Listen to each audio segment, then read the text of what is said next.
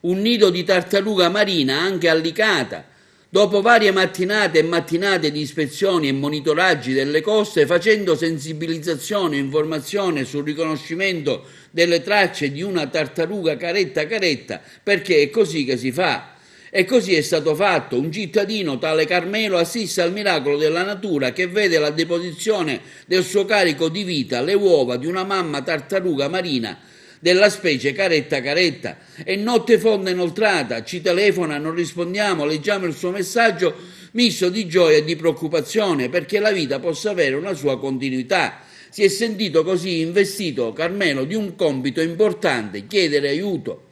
E così alle prime luci dell'alba Gino Galia del progetto Tartarughe del WWF tale e volontario dell'AF Euro Tartles va a verificare la veridicità della segnalazione che nottetempo gli ha scritto il presidente del WWF Sicilia Area Mediterranea, architetto Giuseppe Mazzotta. Cionnito, punto Allicata, località Rocca di Contrada Pisciotto. Adesso tutta la comunità alicatese ancora una volta è stata baciata dalla natura per accompagnare la vita verso la luce e verso il mare. Un paio di mesi di custodia e monitoraggio del nido in una zona che era stata più volte oggetto di interventi dei volontari del WWF per pudirla, accudirla, controllarla, quasi fosse atteso quanto successo oggi.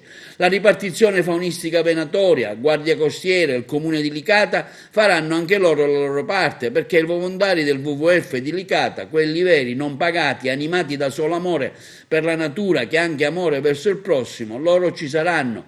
Come suggeritoci in apertura del suo pontificato da Papa Francesco nell'enciclica Laudato Si, che noi fedeli non abbiamo saputo leggere per quello che la natura ci ama, quindi amiamo la natura, le tartarughe, gli squali, gli elefanti, le tigri. C'è una biodiversità che va salvata contro l'avanzamento della follia autodistruttrice che determinati ambienti dell'umanità continuano a perseguire.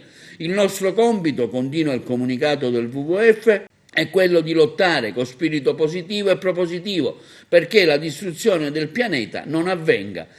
Di pianeta Terra ce n'è uno solo, non ne abbiamo uno di scorta.